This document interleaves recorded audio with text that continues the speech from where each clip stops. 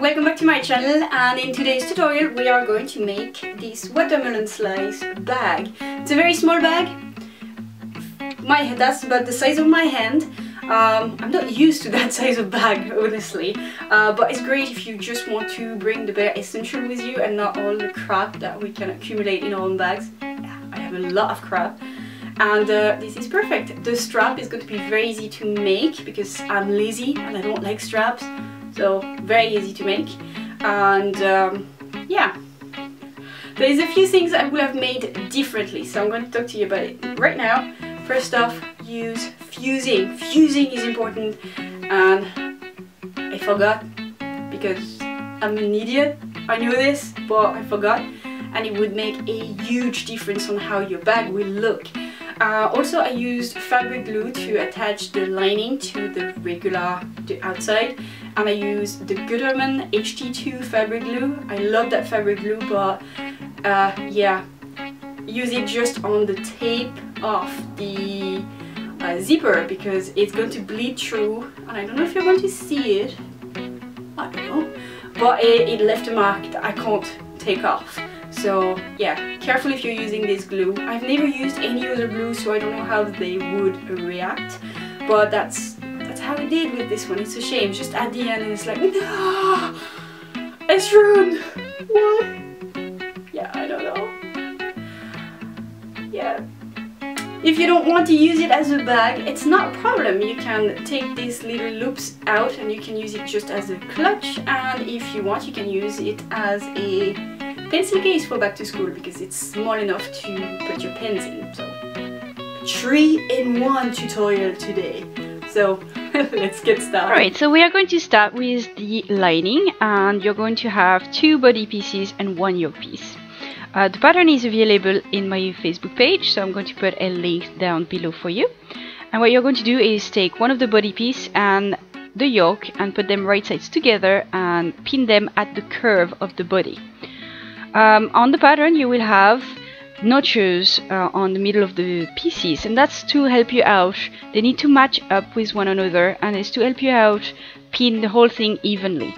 The next thing I like to do is pin the sides, and then I will pin the in between the pins, so it makes it a lot easier to pin the whole thing. Because it's 2 curves going in different directions, it will be a bit harder to match them up, so with a bit of patience and a lot of pins it will match up. Next thing to do is to sew the whole thing together with a centimeter seam allowance and a straight stitch. So next you're going to clip your seam allowance, so you're going to go all around the curves and clip every few centimeters. That is to relieve the bulk. Make sure you don't clip your stitching line because otherwise everything is going to come undone eventually. Next thing to do is to attach the other body piece to the yoke and do the exact same thing with the clipping.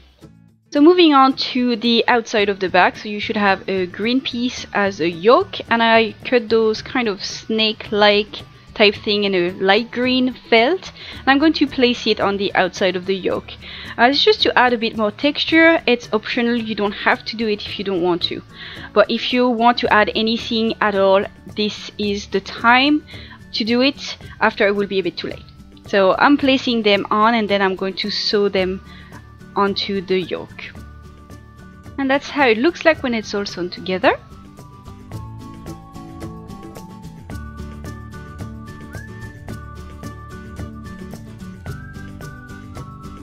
Now for the rest of the body, you should have 2 body pieces in pink and 2 flesh pieces in white. I use felt because that way it doesn't fray. We are also going to suggest the green as well on the front piece later on. So I'm just going to put the flesh bit on the body bit, and it should match up together, and I'm going to baste them together with a straight stitch all around the curve close to the edge with a long straight. And then a centimeter in, I'm going to do a line of zigzag stitching with a green thread, so that way we'll suggest that there is the green peeking through. That's how it looks like. The green will show a tiny bit out, so even if you only see it from the front, you know that there is the green peeking through, so you know it's really a watermelon slice. Now for the fun bit, we are going to make little pips out of felt, and for that I'm just cutting little teardrop shapes. If you do not want to sew it on, you can draw it on with a Sharpie as well. So that's how it looks like sewn on. You can sew them or you can glue them. If I had to do it again, I would glue them. So next thing is to add the zipper. As you can see, the zipper is too big, but it's not a problem. At least the pull tab is out of the way for me. So I'm going to place my zipper teeth face down on my body piece. The right side is face up for it. And I'm going to sew it down with a straight stitch and make sure you're using a zipper foot. So once you're done, you're going to do a top stitch to keep everything in place. And then we are going to attach the other body piece. So you're going to place it on the other side of the zipper. Make sure that the teeth of the zipper are against the right side of the body piece. And I'm going to pin the whole thing together so it won't move on me, and I'm sure that everything is matching up. And then once that's done, I'm just going to sew it together with a straight stitch, a zipper foot. And when it's sewn together, I'm just going to flip the body piece around so I can top stitch the zipper in place. Next we are going to make up the loops, so that's how they are going to look like. So we are going to take the rectangle of fabric for the loop, and we are going to fold it in 3 parts lengthwise, just like so. To make the whole process easier, I would advise you to iron it in place, and then you are going to stitch it together in the middle with a straight stitch. So since I have still one raw edge showing for my loop, I'm going to use some thread check and put some on the raw edge so it won't fray on me later on. So now we have to assemble our bag. If you wanted to, you could just fold it in half like so and sew it down the middle to have a flat little bag. That is possible as well, but I'm going to add up the yoke for that one. So I'm just going to do like for my lining, I'm going to add up the yoke, but first I need to add up the loops. So I'm going to fold them in half and place it on either side of the zippers. And I'm going to make sure that the loop side is facing towards the bag itself. And then I'm going to baste it in place. So we are going to attach the yoke to the body pieces the same way as we did for the lining. It's going to be a bit different on the top since the 2 body pieces are already attached together. So you're going to attach the middle first, and then we're going to move on to the top bit. So on the sides, because of the zipper and we have already sewn it together, we are losing a centimeter of fabric on the body piece. So the yoke would be a bit too big. So you need to leave a centimeter of yoke sticking out of the body piece that it won't be sewn on. So that is very important if you want to be able to sew the whole thing together. So just make sure that you have a centimeter of yoke sticking out, and then same thing, just pin all around. You're going to sew it with a straight stitch and a centimeter seam allowance. Once you're done sewing one side, you're going to do the same thing on the other side. So once you're done sewing, just make sure that your stitching line on the side, on the tip there, are meeting each other so you won't have any holes. It might be a bit tricky to get it sewn, but if you go slowly, it should go fine.